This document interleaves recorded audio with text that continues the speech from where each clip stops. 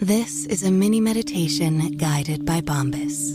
Repeat after me. I'm comfy. I'm cozy. I have 0 blisters on my toes. And that's because I wear Bombas, the softest socks, underwear, and t-shirts that give back. One purchased equals one donated. Now go to bombas.com/ACAST and use code ACAST for 20% off your first purchase. That's BOMBAS.com/ACAST and use code ACAST at checkout. Hey there. Looking to level up your shopping experience? Let me introduce you to Amazon Live. If you haven't heard, it's a shoppable video experience where influencers and creators showcase the latest must-haves all while you shop in real time. And for those who love some celeb gossip, reality stars like Kyle Richards, Lala Kent, and friend of the pod, Paige DeSorbo. On her new show, In Bed with Paige DeSorbo, Paige invites top-tier guests to cozy up in her fluffy bed where they spill secrets, share nighttime routines, and even whip up midnight snacks. Stream and shop new episodes of her series In Bed with Paige DeSorbo every Tuesday at 7 p.m. ET by going to amazon.com/live/Paige_DeSorbo. Or you can watch Amazon Live's new live TV channel on Freevee or Prime Video under the DIY section and shop along on your phone. Hey, I'm Ryan Reynolds. Recently, I asked Mint Mobile's legal team if big wireless companies are allowed to raise prices due to inflation. They said yes. And then when I asked if raising prices technically violates those onerous 2-year contracts, they said, "What the f*** are you talking about, you insane Hollywood ass?" So to recap, we're cutting the price of Mint Unlimited from $30 a month to just $15 a month. Give it a try at mintmobile.com/switch. $45 upfront payment equivalent to $15 per month. New customers on first 3-month plan only. Taxes and fees extra. Speed slower above 40 gigabytes. See details. Surviving Sister Wives contains adult content that may not be suitable for Latter-day Saints or sinners. Listener discretion is advised.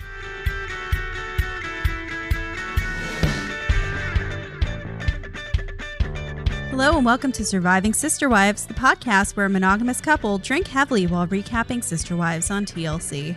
I'm Corey. And I'm Carly, and this is Season 15, Episode 8, Can I Light You Up?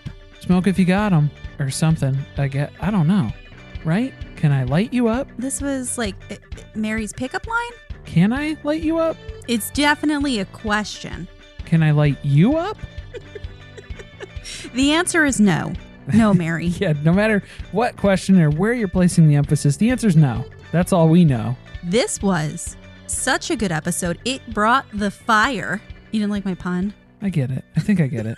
So much happened in this episode. I don't know how we're going to have the time to get to it all. There's a lot to unpack. As they say, a lot to unpack here. My only quick summary note that I had was this whole family needs a lot of therapy. A lot of therapy. And not a fake therapist. We need to go to a real therapist. No more Nancy. Plus, who's got the time to drive 8 hours round trip to the therapist? It's not convenient. Not efficient. During a pandemic? Forget about it.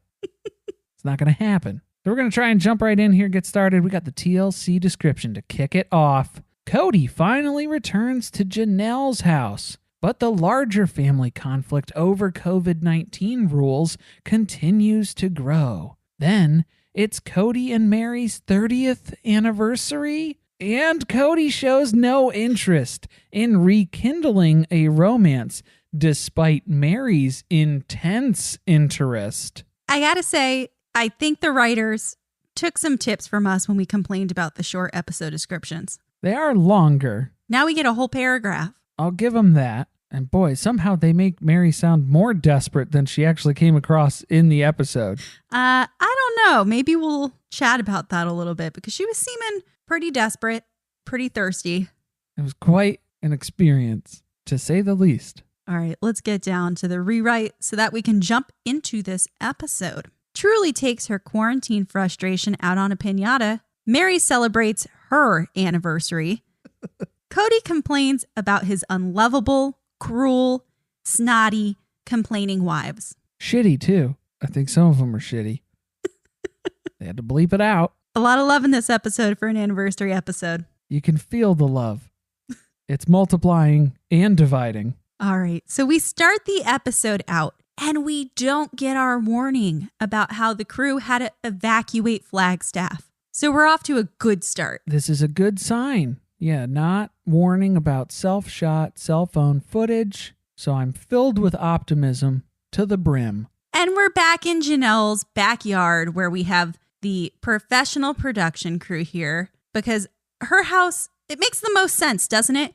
If you were going to return in the middle of a pandemic, the first house you would go to is the house that poses the most risk to the family. Have you picked up on that connection? That was pretty good. And I also liked how this is eerily familiar to their conversation that was posed and presented to us as if it were happening during quarantine, which was still definitely professionally shot. So I feel like the kids just went inside, changed their clothes, shuffled around the seats here on the back patio, and now it's a totally new conversation. New day, new talk. You wouldn't even be able to tell. We tried to go on Mole Watch, by the way, which I feel like we owe some explanation of before I move on. Maybe we'll stop for a quick pit stop for some context on that statement. So for anyone who isn't on the social medias, Janelle had to have a cancerous mole removed from above her lip. This is the mole that has been growing for seasons. You'll notice in some of her couch interviews, it's gone. That's because it had been taken off. And you'll notice in some of her self-shot footage, it's there. So depending on when this is happening in the timeline, it's there, it's not there. And the mole removal happened sometime in May. I think it was around May. So we were trying to look to see, but those sneaky producers, they had the side without the mole facing the camera. Yeah, Janelle was working her angles on this one. They shuffled that chair and she made sure to spin it over to the other side. So that was unsuccessful. Could not determine. We couldn't nail it down. No definitive mole proof. So we're here for a serious conversation because what else are we going to talk about? We're going to talk about COVID and how Kody doesn't come to the house anymore. This is a big deal because Hunter is graduating from the Air Force Academy and they're going to have a watch party at the house. Because again, this is happening. It's in Maryland. You can't travel to it. So they're going to stream it online and the family's going to watch it on their computers.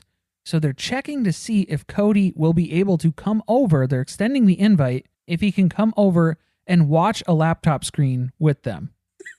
Not sure if Robin has run this by the doctor yet. Can the virus travel through a computer screen? Do we need to worry about that?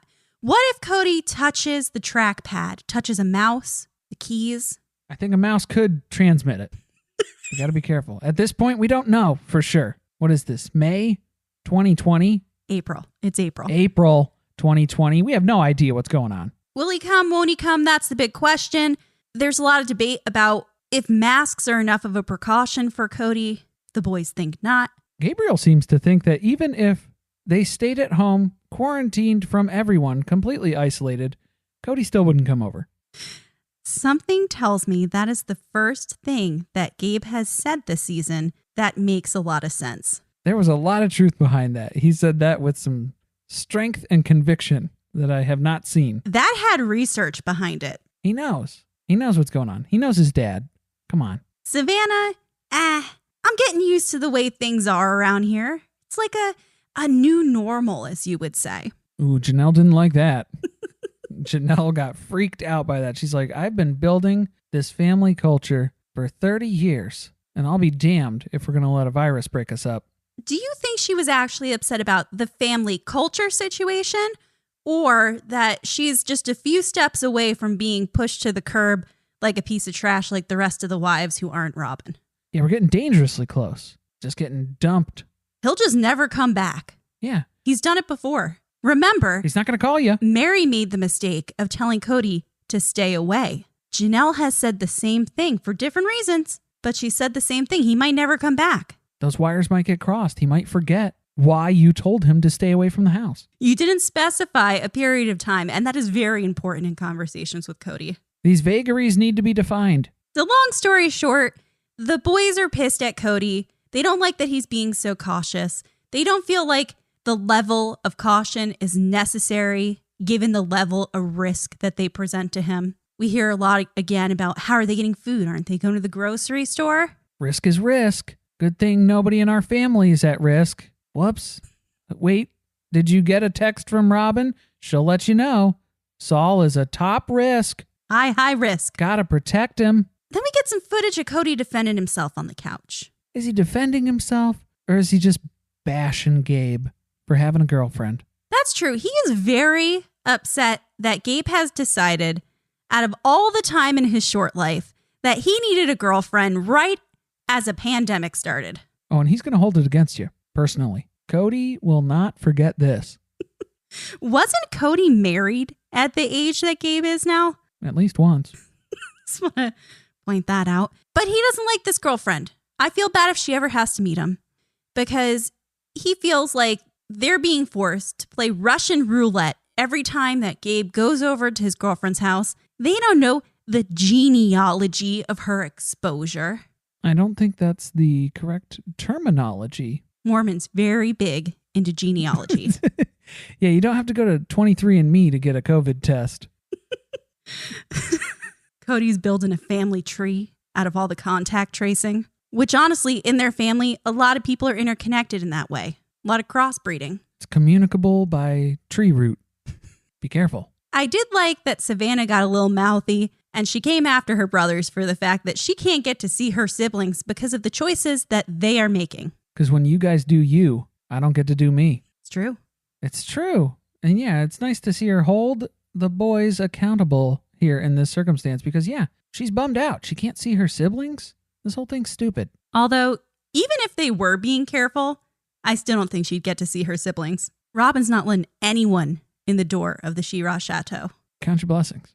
So here's where Kody gets on his high horse, where he's holding himself to a higher standard here to mitigate risk, as he would call it, of exposure for the not just the family, but for society as a whole, because he's such an upstanding guy. Now, I'm really shocked to see Kody take these stances. Are you? Do you agree with that? Because this is the complete opposite of what I would have expected of him. And again, if we wind the clock back, if we have 20-year-old Kody in a COVID pandemic, forget it. That dude would be out and about without a care in the world. If King Solomon had healthy lungs, be a whole different story. They'd be going to Disney. They'd be first in line. It's all coming down to the big question that we had in the beginning of the season. It's nice how these things just connect back, isn't it? The boys say that the whole family's going to fall apart if they keep doing things like this. We can't have this separateness. The separateness that existed before COVID, that now exists during COVID, but now it's going to destroy the family. It's just getting easier and easier to be apart from each other. Now it's so convenient to have this excuse that we're not allowed to go to each other's houses or call each other on the phone. Again, we don't know how this spreads. And that's when Robin speaks up because she's always got to give us her 2 cents that we don't care to know. She claims that she feels bad. She doesn't cry, though. She doesn't give us any tears. But she says she feels guilty. She feels bad because Kody is spending so much time at her house, and that's just not the norm. But it's not her fault. Everyone else is making these decisions. They're choosing for it to be like this. It's pretty interesting how she can take the high road there and be so noble about pointing out how unfair this entire circumstance is that she gets Kody at her house this much. It's unfair. But then also simultaneously gets to be the victim in that as well, because it's not her fault that the situation is set up like this, that she gets Kody at her house nonstop in this way. It's these other people's decisions that force Kody to be at her house eternally. Convenient. It's just strange how that works out. It all lines up. Now suddenly we are celebrating Truly's birthday. And I'm so excited because we questioned where this footage was. And this was something we needed to bring some lightheartedness to the episode. And son of a bitch, that disclaimer's back at the beginning of this segment. They snuck it in. We thought we were done with it, but then it just popped back up. Here comes the self-shot footage. Here comes the cell phones. You think the producers were like, edit it, fix it. These bitches online keep complaining that this was not self-shot. The audience is too sophisticated. Yeah, I feel like they were like, if we open with that again, people are just going to turn it off. We can't open with that title card again. We got busted with that tomato picking scene. Tomato Gate. Christina's gone all out. She's got a pinata. It's ready to go. All Kody had to do was show up for this birthday party, which he managed to do. I was surprised by that. By the way, this is like the world's smallest pinata. This is such a small pinata. And Christine does point that out in the episode too. But that was all I was thinking about the whole time. It was dangling in front of Truly's face. I was like, what is this? It is a miniature pinata. I would have been pretty disappointed had this been part of my birthday party because it's not going to be filled with that much stuff. It's like a travel size pinata. It's a pinata for an infant. It's a gender reveal pinata. It's a baby smash pinata. Baby's first pinata. Maybe we'll see a reappearance of it when we have McKelty and Tony's baby shower. You think? I think she's getting Baby close. pinatas? She's getting close to bursting here. She's about ready to pop. One thing that's not popping open, this pinata, because it may be the world's smallest pinata, but it is also the world's strongest pinata. And I guess, yeah, you think about it, that paper mache, the smaller and more condensed it gets, it's just the structural integrity of that beast. It was built with Gorilla Glue. Yeah, you can't stop it. You can't take this apart. But that has to be a leftover pinata pole from McKelty and Tony's wedding. I don't know where that came from. This is at Christine's house. You know that she still has some of those lying around in the garage. So Truly ultimately has to give up on her original attempts to bust this thing open. It's not happening. We have to resort to a tennis racket. To be fair, the little stick that they give you for the pinata, it's never really strong enough to do the job. You got to bring something a little more heavy duty. Kody suggested a baseball bat, but I guess we don't have one of those lying around. So we got to go for the next best thing. We're going to Wimbledon. And she is beating the shit out of this pinata. It's still not breaking. She has to murder it with the end of the tennis racket. Yes, the string manages to break before the pinata. So again, a testament to this little pinata that would. Finally, enough blunt force trauma and this thing opens up. We didn't really get to see any of the candy pour out of this, did we? We didn't, but we do get to hear Kody give his opinion on the candy situation. Again, didn't help plan the party, just showed up, but he's here with complaints. We're thinking the pinata didn't open because Christine was too cheap with the candy. She went light on the candy, and so then the pinata is light because it's not full to bursting with candy. So when you start hitting it, there's no resistance. It just bounces around. So that's what Cody's complaining about. It's hard to break open because you cheaped out on the candy. First of all, when you're 10 years old, she 10, 11, something like that, you don't care if there's candy in the pinata. At this point, you need to start stuffing it with money. I would like candy to be in the pinata. Candy and money? Well, I mean, I would go for money too, but yeah, most of the time, what, you're going to just drop a bunch of quarters in there? Loose change during COVID? No, Forget I it. want bills. Oh man, that's even worse. Bills, bills, bills. You can't sanitize the bills. I'm going to rub this down with hand sanitizer. Could have quarantined it for 2 weeks in the pinata where nobody could touch it. There's not a safer place You can't trust the bills. aside from Robin's freezer. That's where the credit card goes. I thought it was interesting. It looked like Christine and Kody didn't completely hate each other during this segment, so that was nice. It did look like that, but then Kody complains about her extensively later in the episode. Right. Yeah. So it looked like we were on a better track here, but I guess they're still giving each other a hard time, but maybe they haven't really fully worked things out yet. So let's wrap up this birthday party. We get the footage that we didn't think actually existed of Robin and the kids coming over to see Christine and Truly for her birthday. Returning the favor. Yes. Robin wishes, though, that they could agree on how to handle COVID so that they could be together. And then I like where Janelle changes her tune here, because Robin was basically implying again that if they had a big house, one big family, everything would be peachy keen right now. And Janelle finally realizes and points out exactly what we said. There would be no consensus on the approach. If all of the family was under one roof, it would just basically be her kids getting kicked out of the house. Exactly. That's what would happen. So it only took her an extra week to come around to the same consensus that we came to last week. Meri, she thinks everybody's just happy about COVID. It's just an excuse to not have to interact with or see one another. Something Kody also thinks is the case. But these two don't agree on anything, so we can't say that together. What did you think about Robin saying that she wishes they could handle COVID differently, because I'm still confused about what's wrong with her household interacting with Christine's household. I still can't piece that together either, because if they're both staying at home for the majority of the time, because Janelle has taken herself out of the equation, so it's just Kody going back and forth between Robin and Christine's, and if both of them are mostly staying at home with their family, with their kids directly, why can't they just be little bubble pod people together? We need an answer to this. Because it doesn't make any sense. If you're saying that Kody can stay at Robin's house for 2 weeks and then go directly to Christine's house for 2 weeks, if he had symptoms or if he got the virus while he was at Robin's house, even a week into that, 10 days into that, he would take it over to Christine's because there's no quarantine in between the houses. That's not how it works. They don't know. No. You're wrong, Corey. Oh. That's not how it works. What? The virus knows that you are quarantined at one of your wives' houses. Mm-hmm. When that quarantine ends, it knows that you're going to a new location and it doesn't follow you. Here's what happens. You sanitize your hands in the garage.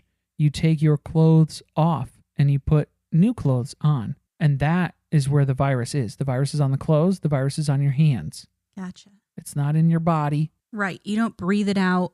Right. No. I'm pretty sure. Okay, this is all misinformation in case anybody isn't picking this up. Because I know there's a lot of confusion at this time. But speaking of confusion, it's time to make the bed. First, I was on Kody's side with this because you got 4 wives. They all like to make their beds differently. How the hell are you supposed to remember? They all have different approaches. I feel like you would have to pick this up and retain maybe one. At least one of them. Well, he knows one of them. Well, that's what I'm saying. At least one.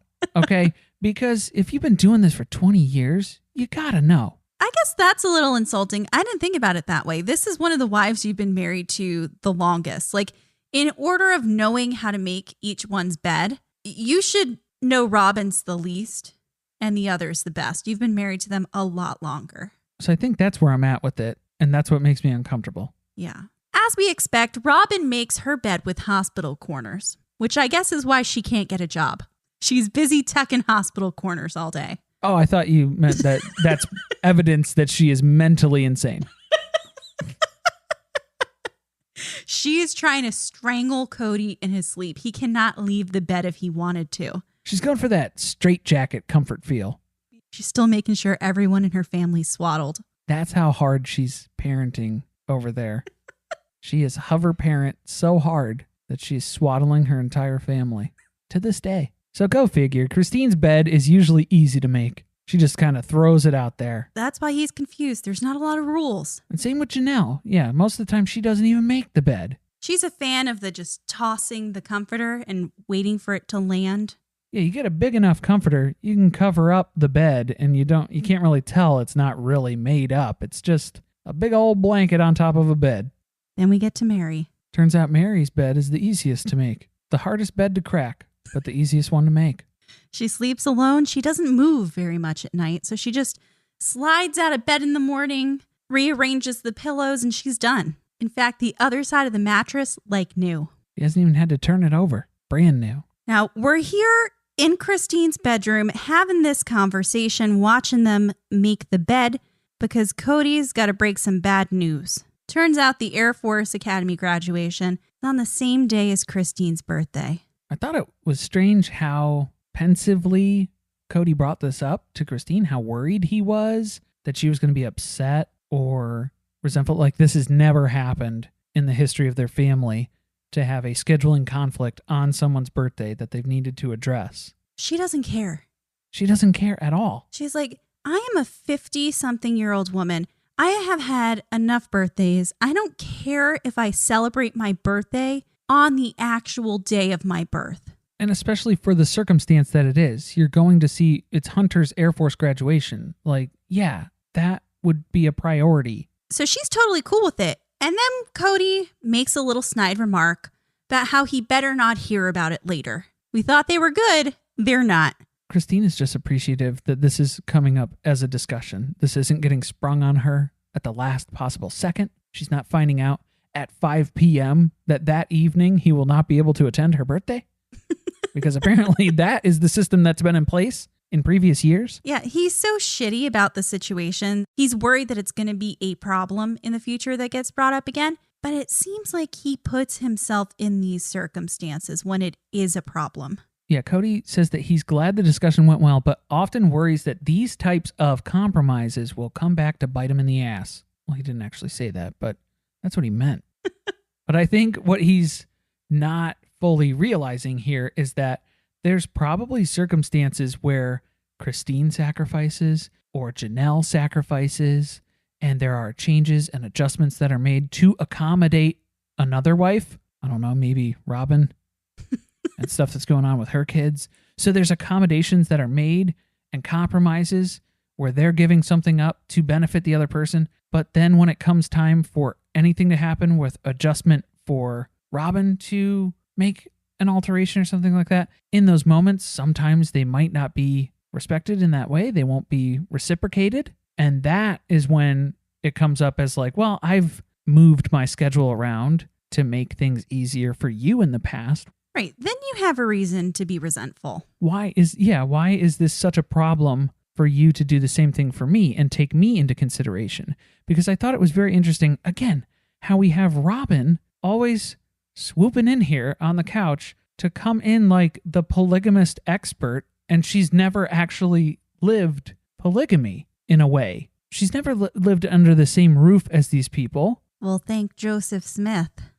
We have her here to explain to us. As a plural wife, you need to just roll with the punches. Sometimes wives don't understand the pressures pulling Kody in different directions, and they think their need is more important. Oh, like when you went on an 11-day honeymoon, Robin? Remember that? You went on an 11-day honeymoon with a man who had 13 children already and a newborn at home. Or like, spoiler alert, the day you got lost on your way to a high school graduation for Logan and needed to call Kody out to help you find your way, and he almost missed Logan graduating?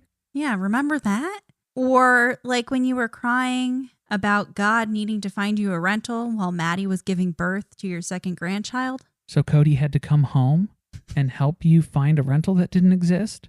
How quickly we forget. It's a balancing act. That's tough. So it's a week later. Let's see what's going to bite Kody in the ass. Cody's going to Janelle's. It's been a month, 4+ weeks. Okay. He is having a straight up psychotic meltdown in this car on the way to her house. He was like aggressive, yelling at the camera. He's saying crazy shit about how he knows he picked this lifestyle, but he's angry about what it's doing sometimes. All great things. A great way to psych yourself up on the way to see your wife who you haven't been around in over a month. He's feeling the bitterness. That's what's going on. So that's getting him all geared up. He's in the right mindset here to go see his wife and kids that he's missed so much. And this is where Janelle is mentioning some voices in the family, she won't say Robin, but come on, want to be more socially distanced. And that's why Janelle has been kind of an outlier in those discussions. So it seems like Robin and Christine are kind of on the same page when it comes to quarantining and social distancing and staying at home. Whereas Janelle and even Meri, not that anybody's asked, but it seems like Janelle and Meri, a little more loosey-goosey, especially when it comes to they have kids who are making decisions. Obviously, Audrey and Mariah just rolled out of Chicago and then went to Utah with less than a full quarantine as well. So it's kind of open for interpretation when it comes to Meri and Janelle's approach here. Isn't it strange that she's saying some voices instead of just telling us? This is especially odd given the fact that when we saw Robin on the family Zoom calls, she didn't really say anything. She didn't speak up too much. She did ask a few questions. Or tried to clarify some points. Do you think that that's a safe thing to do? Questions like that, where it's like, just come out and say what you think because you obviously have an opinion. So here we are. It's go time. Kody arrives at the door. Here we go.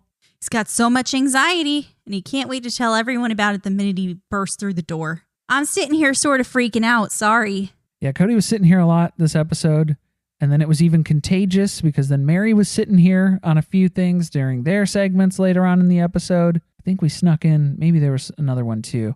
I haven't been keeping count as much. It was so obvious this episode that he had been spending a lot of time with Robin. Yeah, when you increase that duration to weeks at a time, it's noticeable. Now, they both have had a lot of anxiety about seeing each other again, which is pretty strange for two people who have been married for over 20 years. Yeah, it seemed like Janelle was worried too, not as vocal about it as Kody was, driving over and yelling at his phone camera on the way there.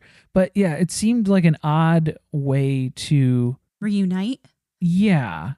In this way of I don't know why it seemed so out of the ordinary.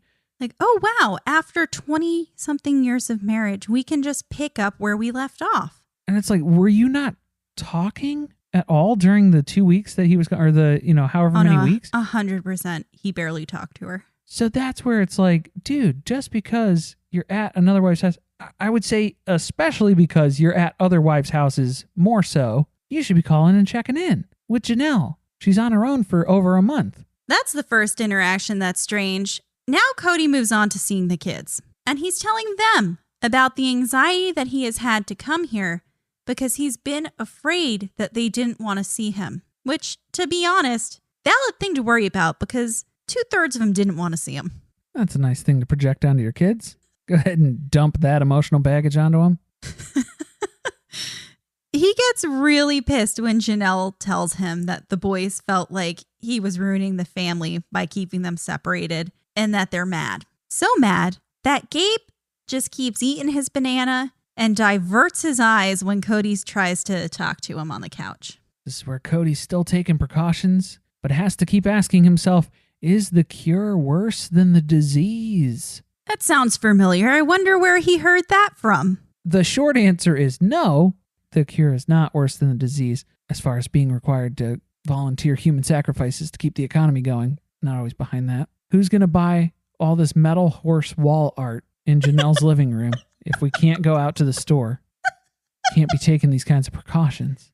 It's amazing how he goes to another wife's house and his whole outlook on life changes. Is the cure worse than the disease? Robin thinks that Solomon has a pre-existing condition because he had RSV. Nobody at Janelle's house has RSV, clearly. Just saying, we aren't very clear on the danger level of diseases in this family. Ryan Reynolds here for, I guess, my 100th Mint commercial. No, don't. I mean, honestly, when I started this, I thought I only have to do like 4 of these. I mean, it's unlimited premium wireless for $15 a month. How are there still people paying 2 or 3 times that much? I'm sorry, I shouldn't be victim blaming here. Give it a try at mintmobile.com/switch. Whenever you're ready. $45 upfront payment equivalent to $15 per month. New customers on first 3-month plan only. Taxes and fees extra. Speed slower above 40 gigabytes. See details. Bombas makes the most comfortable socks, underwear, and T-shirts. Warning, Bombas are so absurdly comfortable you may throw out all your other clothes. Sorry, do we legally have to say that? No, this is just how I talk, and I really love my Bombas. They do feel that good. And they do good, too. One item purchased equals one item donated. To feel good and do good, go to bombas.com/ACAST and use code ACAST for 20% off your first purchase. That's BOMBAS.com/ACAST and use code ACAST at checkout.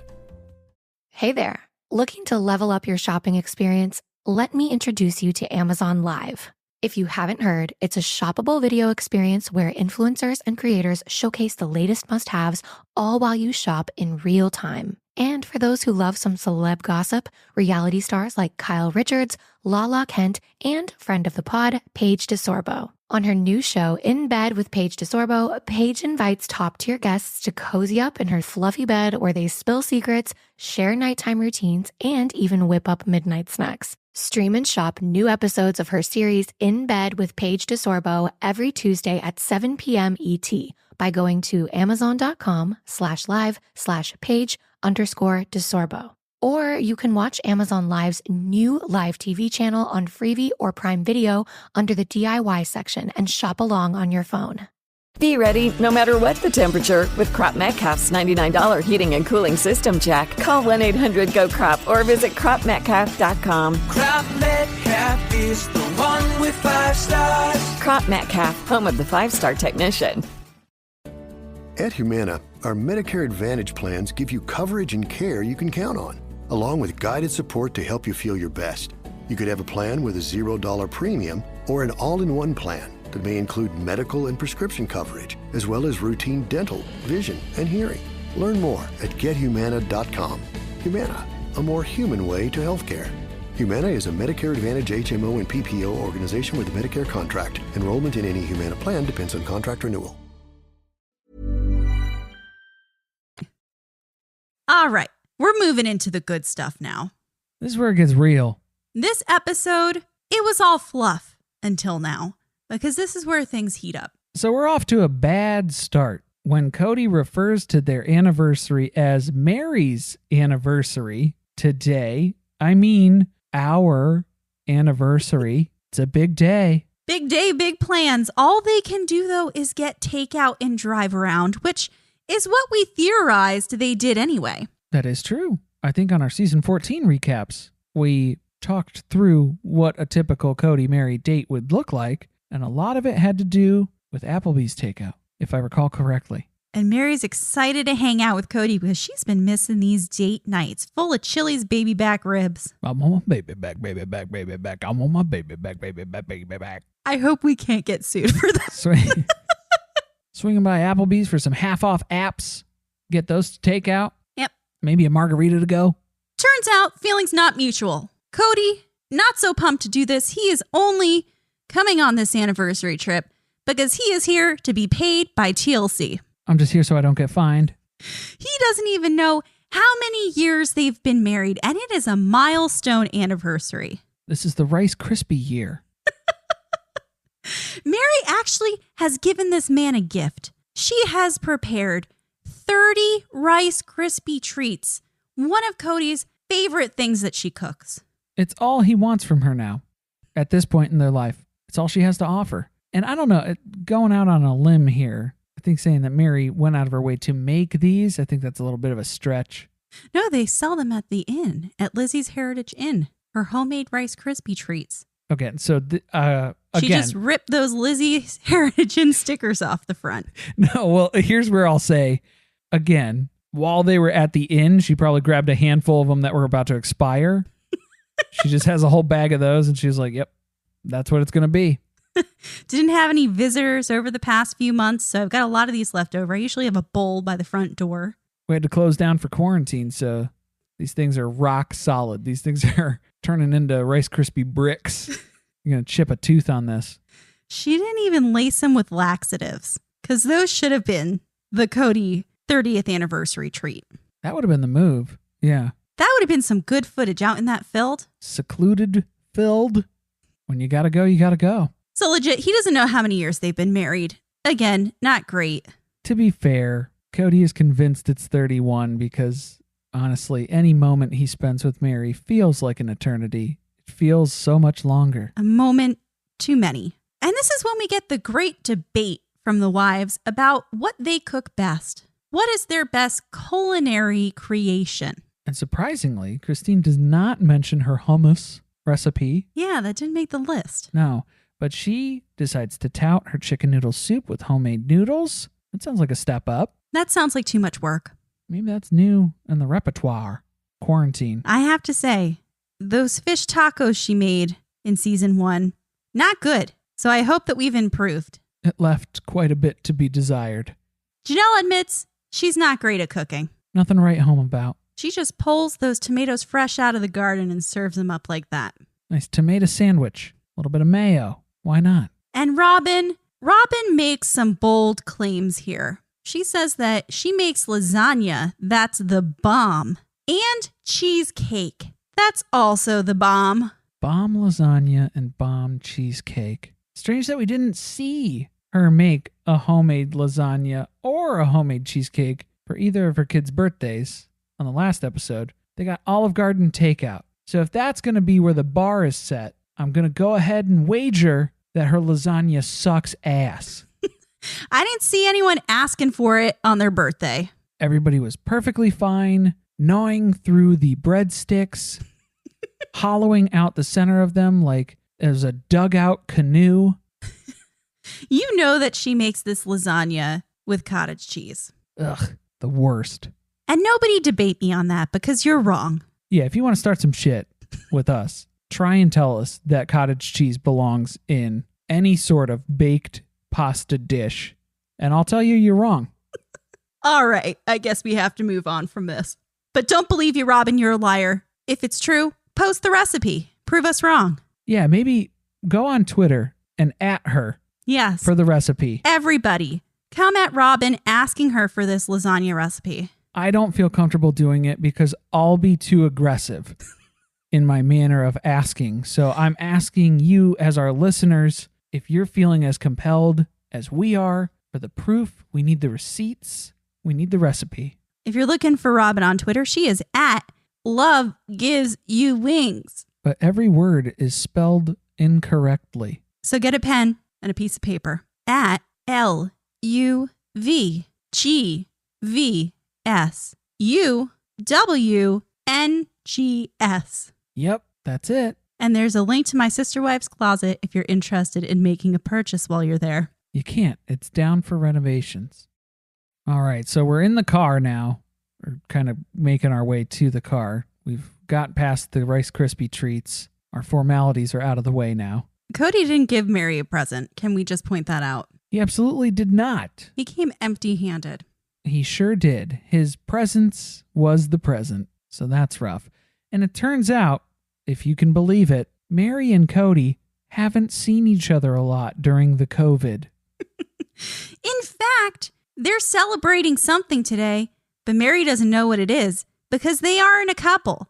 They're so not a couple that they haven't even seen each other since the last time that they celebrated their anniversary on national television. A year ago. That was the last time they've gone out of their way to see each other and go on a date, spend any time together. That's kind of impressive if you think about it. Like, it's hard to avoid somebody that much who's in your family. Especially when it sounds like Meri's been texting Kody to hang out, and he's been ghosting her. He's trying to get him Netflix and chill. Anything. Nothing. Not interested at all in a whole year. The strangest part about this revelation of their last date happened a year ago on their anniversary, which isn't really their anniversary because, again, they're not a couple. I thought it was very strange that Kody wore this as a badge of honor since he was so proud that their relationship doesn't need to rely on such trivial things like communication or bonding or dates. But they don't have a relationship. Isn't that the point? Yeah, so this is where I got confused because I was like, why are you saying this is a good thing? We don't even need that junk, all that work, none of that. It's great. We can just get together, throw a couple of backhanded compliments and jabs at each other here back and forth, and then I just go back to Robin's. It's a pretty sweet deal. Wait another 364 days and we do it again. So the whole conversation in the car is just Kody gaslighting Meri, trying to get her to leave. Oh my God. Let's just make it clear. We're not throwing the word gaslighting around. That is exactly what is happening. It starts when Meri points out the fact that they haven't seen each other in a year. And Kody asks if that troubles her, which it clearly does, which is why she brought it up in the first place. So then Cody's reasoning, again, just get on this train of thought. You ready? If we wanted to do more, we would. If we wanted to hang out, we would. But you text me to hang out, and I ignore your texts. That didn't happen. You didn't reach out to me, and that is the problem. So this is where Kody is setting up. This is a very interesting scenario here that he's putting in play because he's setting up an impossible barrier for Meri to get around because he's basically saying, I need you to reach out to me. I need you to court me and woo me, Meri, but I'm also going to reject every advance that you put before me. Exactly. So there's nothing that Meri can do at all. So we got that in the books, right?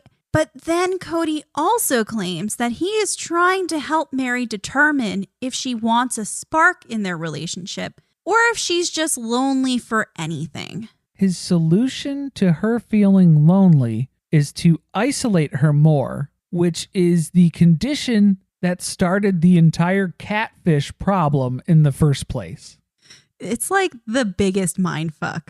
Everything that he says, Because then Mary's like, I don't know how to talk with you about this, man. Like, because can you imagine being in this conversation when you're trying to like hold him accountable to what he's saying? No, he can't be held accountable. That's the problem. They're just talking in circles. And again, we're just setting up scenarios so that Meri is always at fault. Mary's not doing what she needs to be doing. Kody isn't impressed, and it's never going to work. And Kody's the victim here, in case you didn't know, because this all started long before Janelle joined the family.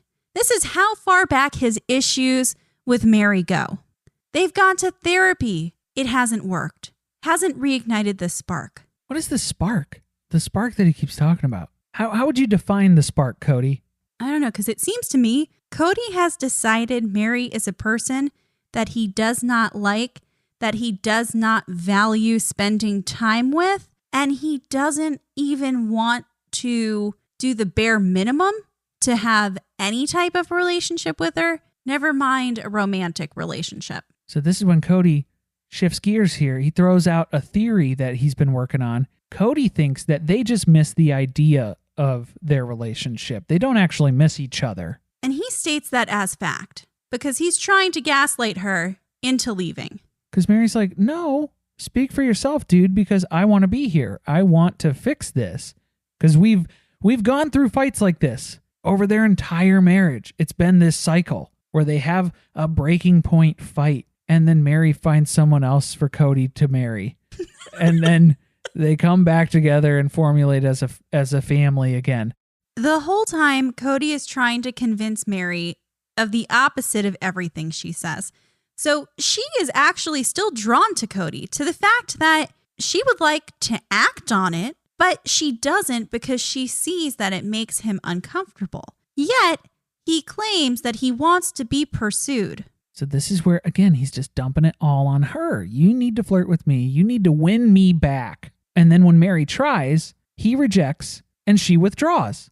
So this is the cycle that we're stuck in right now. Meri wants to be loved romantically, but there has to be that spark there for him. And that spark, that's Meri's fault that it hasn't reignited because there's a lack of interest from her. And I think it's very strange that Kody can tell Meri that she doesn't have an interest in this when Meri herself is telling Kody directly, I have an interest in this and I am pursuing this. So him saying that, that's not even accurate. You're not saying anything right. I would have thrown myself out of the vehicle during this conversation. So this one, Kody comes right out with it. And he just tells her flat out, I don't miss the relationship with you, Meri. Maybe you could have opened with that. Before you told her all the things that she was doing wrong and the things that she could do to fix it, let's just clear things up. You don't want a relationship with her, so she probably shouldn't waste her time. Am I wrong? Or is that where we're at? Because then again, we're caught in this cycle where Meri is waiting for him to open up, for him to get more comfortable to being around her again. And he's not willing to go halfway, to meet her halfway anywhere on anything. Meri needs to come to Kody and fix this, but also be dismissed whenever Kody feels like it, which is all the time. And then he drops the real truth bomb on us here. He says that his faith and his conscience will never allow him to suggest she leave. He won't outright say that to her. And that's what we're seeing play out here. Instead of just telling Meri to fuck off, he's inventing problems for her to try to fix, so she spins her wheels doing that for another 364 days and leaves him alone. He's a gentleman, and he doesn't want to have to tell her to divorce him. He wants her to come to that conclusion all on her own. Meri, though, she's not a quitter. She won't go. She's trying to give Kody the respect of hearing what he has to say, even though it's not easy to hear, which is just code for, I'm going to let him continue to mentally abuse me instead of leaving because I'm staying out of spite. There are very few reasons better than spite to stay in a marriage. Let me tell you, that marriage will last. Then Kody says he doesn't treat people cruelly, which is really him trying to tell Meri that an issue with her is also that she treats people cruelly, which she denies. I thought it was very interesting, too. There was a point where we were kind of cutting back to the conversation in the car because it was from one of the couch cutaways, and then we were coming back to the car conversation. Kody was asking to table the conversation at that point, whatever point in the conversation they were in, because Meri was about to start breaking down and going into more stuff. So I thought that was interesting too, to see that edit where it sounded like Kody was asking to like, maybe let's not talk about this today, right now. So I think the reason this footage is so fascinating is because there were no camera people here. It's almost like the camera has faded away and they've forgotten, for the most part, until Kody comes to and realizes that he's looking like a real asshole. And maybe we can roll this back a little bit. But I think that's why we're seeing the truth of the matter come out. Because they're definitely more transparent than they've ever been before. Yeah, it was kind of strange to see that like unveiled before our eyes here. It was disturbing. This is not a healthy relationship. No, yeah, this is, and something tells me this is a typical interaction between Kody and Meri. When they get in a car and drive somewhere alone, this is most of the conversation. Then Kody says Meri wants to be loved, but she has to be lovable. Again, he's asking for the impossible. He's setting Meri up to fail. But again, it's put on her. I would love you if you were more lovable, which is like, what kind of manipulative bullshit is that? Manipulative, abusive bullshit.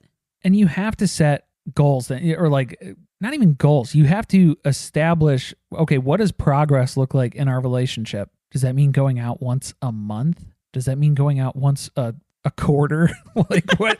Can we please spend some more time and like talk through stuff more, or like try to make an effort? Because it's never going to work if Kody is just expecting Meri to snap her fingers and fix their entire relationship by changing everything about herself to conform to his idealistic version of Meri. He doesn't have an idealistic version of Meri. He has the wife he wants at home. Her name is Robin. All of these extra wives, he doesn't need them anymore. I think he's in a position now where Meri has wronged him. Meri fucked up with the catfish situation. So now he gets to determine how she needs to be in order for him to accept her back into their marriage, into their life. All she did was put him in a power position for the rest of their lives.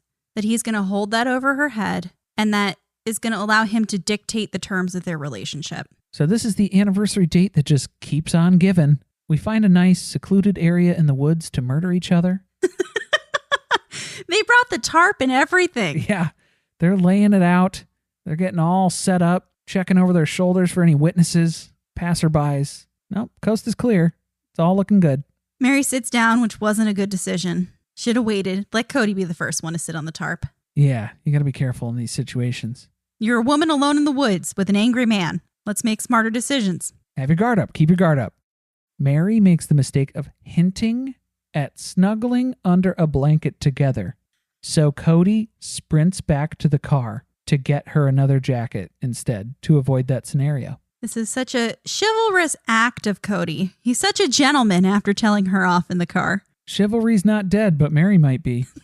Got to be careful. He's going to get something out of the trunk. Yeah, we don't know what he went to go get. You're still on the murder tarp in the middle of the woods. Meri was quoting Goodfellas before, but she has not learned anything because you face oncoming traffic. Turn around. Make sure you have eyes on him approaching you again. Funny haha? Funny like a clown? What do you mean funny? And then Meri goes full interrogation mode when Kody gets back too. So the true crime continues. She pops on the light from her cell phone and she's blasting him right in the face with it. So she's got her phone in his face and she's making innuendos. Kody's not into it, so she starts questioning him. Does he find her flirting gross? Does he even understand when she is flirting with him? Meri's asking the real questions. These are the questions that need to be asked. They're very direct and they're getting to the point here. But then she goes one too far. If I lean over and kiss you right now, would you push me away? And that's when he gets super uncomfortable and looks down and is just like, no. Because he knows he's on camera. Ryan Reynolds here for, I guess, my 100th Mint commercial. No, don't. I mean, honestly, when I started this, I thought I only have to do like 4 of these. I mean, it's unlimited premium wireless for $15 a month. How are there still people paying 2 or 3 times that much? I'm sorry, I shouldn't be victim blaming here. Give it a try at mintmobile.com/switch. Whenever you're ready. $45 upfront payment equivalent to $15 per month. New customers on first 3-month plan only. Taxes and fees extra. Speed slower above 40 gigabytes. See details. Bombas makes the most comfortable socks, underwear, and T-shirts. Warning, Bombas are so absurdly comfortable you may throw out all your other clothes. Sorry, do we legally have to say that? No, this is just how I talk, and I really love my Bombas. They do feel that good. And they do good, too. One item purchased equals one item donated. To feel good and do good, go to bombas.com/ACAST and use code ACAST for 20% off your first purchase. That's BOMBAS.com/ACAST and use code ACAST at checkout. Hey there. Looking to level up your shopping experience? Let me introduce you to Amazon Live. If you haven't heard, it's a shoppable video experience where influencers and creators showcase the latest must-haves all while you shop in real time. And for those who love some celeb gossip, reality stars like Kyle Richards, Lala Kent, and friend of the pod, Paige DeSorbo. On her new show, In Bed with Paige DeSorbo, Paige invites top-tier guests to cozy up in her fluffy bed where they spill secrets, share nighttime routines, and even whip up midnight snacks. Stream and shop new episodes of her series In Bed with Paige DeSorbo every Tuesday at 7 p.m. ET by going to amazon.com/live/Paige_DeSorbo. Or you can watch Amazon Live's new live TV channel on Freevee or Prime Video under the DIY section and shop along on your phone. Warm days and chilly nights and mornings means now is the perfect time to schedule a $99 heating and cooling check with the 5-star experts at Crop Metcalf. That's right, for just $99, the Crop Metcalf 5-star technician will check both your home's heating and cooling system for one low price. Call today and get peace of mind no matter what the weather is tomorrow. 1-800-GO-CROP or visit cropmetcalf.com. And remember, Crop Metcalf is the one with 5 stars. Crop Metcalf, home of the 5-star technician and proud partner of the Washington Nationals. But he's getting scared. Well, he knows he's on the murder tarp. Right.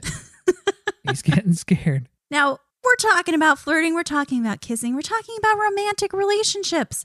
This is a problem because Kody, his family, they don't want to be a part of hookup culture. Romance and sex are reserved for people who are in love. So I'm going to go ahead and stop you right there, Kody, because that's bullshit. If you're saying that sex is reserved for people in love, that doesn't sound like religion to me. Because on that basis, that doesn't jive. It's always wait until you're married, not wait until you're in love. Well, now that's important. We can't be passing the hormones from mouth to mouth. This is where I suspect this sounds like a Robinism. Oh, 100%. This is not religion. This is Robin. Sex is reserved for people in love, so you shouldn't be having sex with Meri, Kody, if you don't love her. Well, remember what happened to Robin when she engaged in hookup culture. Ruined her life. Gave away her purity. Just threw it on the ground. Broke it. Got married, had 3 kids. Biggest mistake of her life. The longest mistake of her life, too. 9 years. Took a while to come to the realization there. So that's where we left Kody and Meri chatting about kissing. And then out of nowhere, Kody just turns to Meri and asks, "Do you eat corn?" He had to break the tension, didn't he? What would you do if I just leaned over and kissed you? Do you eat corn? That's the response. That's the appropriate response at this time for Kody to ask Meri if she eats corn. She eats bananas. We know that. Yeah, was that a subtle dig? Was he hinting? What else do you eat? Yeah, maybe he was just trying to make sure her Chipotle order was right. But we're right back to the same old song and dance. Meri feels rejected, and Kody's not interested. We finally hear about that conversation. Remember the great conversation they had in the car on the way home from the Darger's house? Turns out, wasn't that great. That's why they didn't bring any cameras with them. Got a little dark when they started talking about how attitudes have manifested since the move to Flagstaff. So again, to frame this into context, that was the end of a very long day for the Brown family. And they're coming right off the trip. They went to visit the Dargers in Utah, who are a successful polygamist family who all live under one roof and are seemingly happy with that situation and that scenario. Kody, being the thief of joy, compares his life to that of the Dargers. And it's not a good comparison.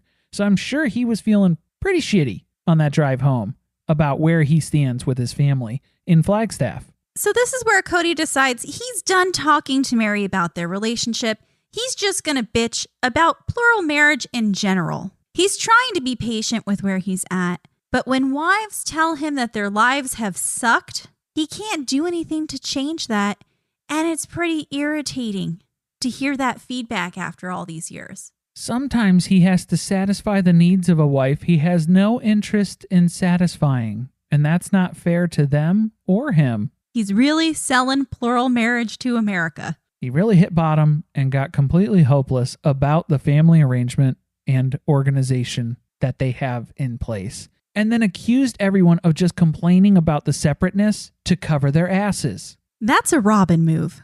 Yeah, where it's something that she benefits from, yet is still somehow a victim in that scenario. Now we get really vague. This is confusing because it comes across to Meri like perhaps he's talking about her, but he says, no, I'm talking about a wife, of which he has 4. Meri is 1, so it's not too hard process of elimination to try to figure out what he means. But he has a wife who he thought was happy and actually wasn't for many years. Her name is Christine.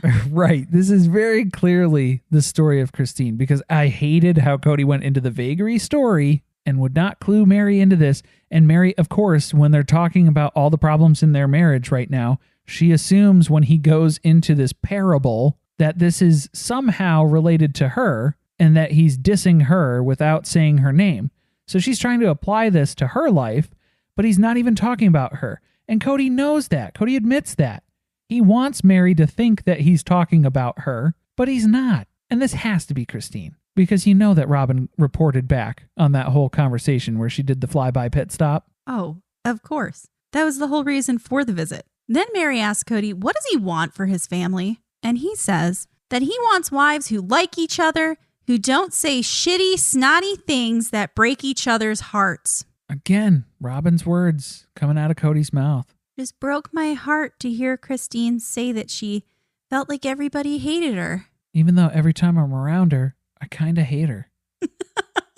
He's done with this. He's too old. He's not going to just sit here for another 10 to 20 years and make mistakes in relationships that can't be fixed. This is when Meri calls down the power of God to come and smite Kody and make him love the unlovables of the earth and their marriage, which technically is a tenet of their faith. I don't know if they realize this, because I'm pretty sure Jesus did say at some point, love your enemies and bless those who curse you. So yeah, you should love people who are unlovable. If Kody was asking directly, which he did. No, we're done with religion. Kody is done with his religion.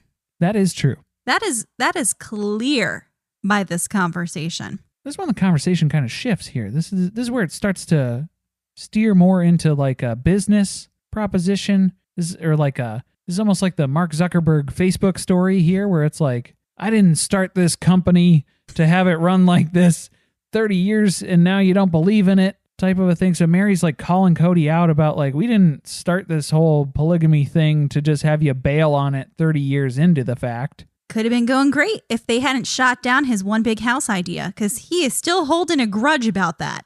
Don't be mistaken. Kody is seeing the parallels between the failures of him and Meri's relationship and overlaying that in the grand scheme of the larger family. We all appear to not want to be together. So much so that when Kody built his vision board, he doesn't have one for the family. He can't visualize them together in the future. Now, Meri's like, the fuck? You have 4 wives, 18 children. What are you, just going to pick and choose who you keep? Precisely, Meri. If he has that opportunity, yes, he will do that. In fact, he just wants the unhappy people to leave and find something that makes them happy instead of badgering him about it. Okay, so I think I understand what Kody was trying to say. He does not say it in a constructive or approachable way, because I think basically what he was saying was that people who have been unhappy for so many years, I don't know how to make them happy, because he thought that they were happy during most of their lives, but now come to find out they weren't. If you weren't happy then, you're not going to be happy for what's coming next. I promise. Get out while you can. That's when he hits us with, I don't want a big breakup. I want want a big commitment, which sounds positive. But then we hear love isn't really unconditional. Maybe that exists, but he's not offering that here. My love is conditional, and that means leave your happiness at the door. Stop making your unhappiness make me unhappy. Just leave me alone.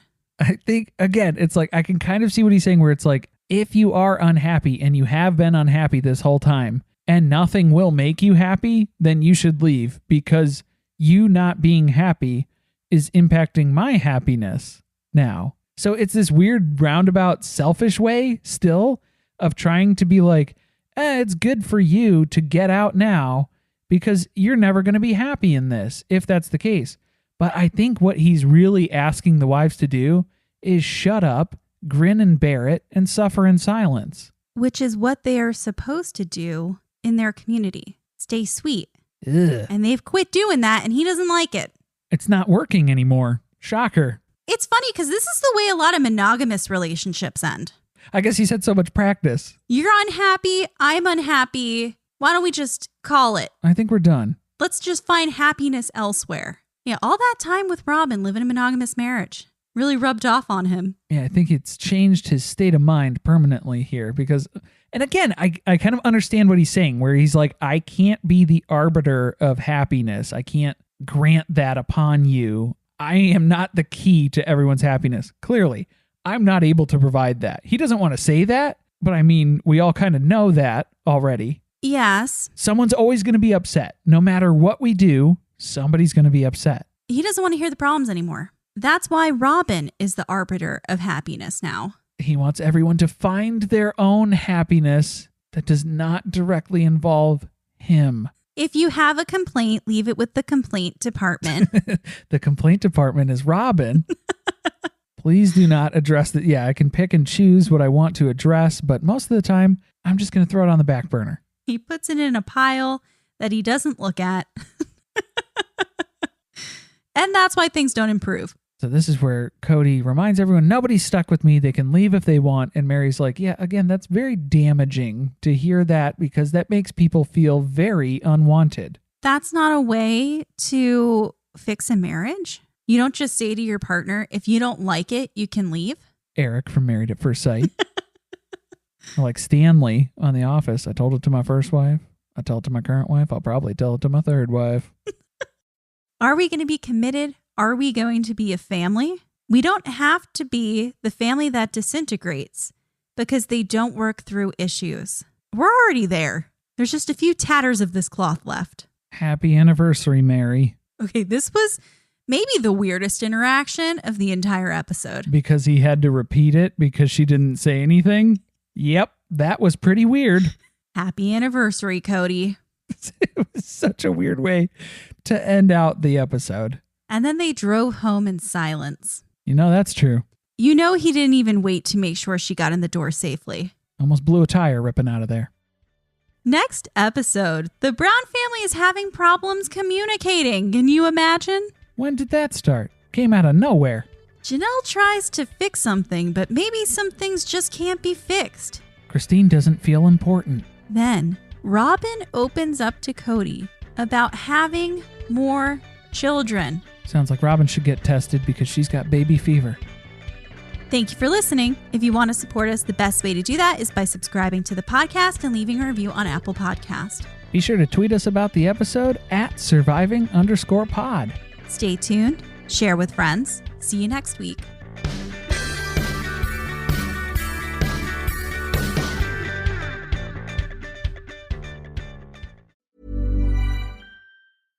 Bombas makes the most comfortable socks, underwear, and T-shirts. Warning, Bombas are so absurdly comfortable you may throw out all your other clothes. Sorry, do we legally have to say that? No, this is just how I talk, and I really love my Bombas. They do feel that good. And they do good, too. One item purchased equals one item donated. To feel good and do good, go to bombas.com/ACAST and use code ACAST for 20% off your first purchase. That's BOMBAS.com/ACAST and use code ACAST at checkout.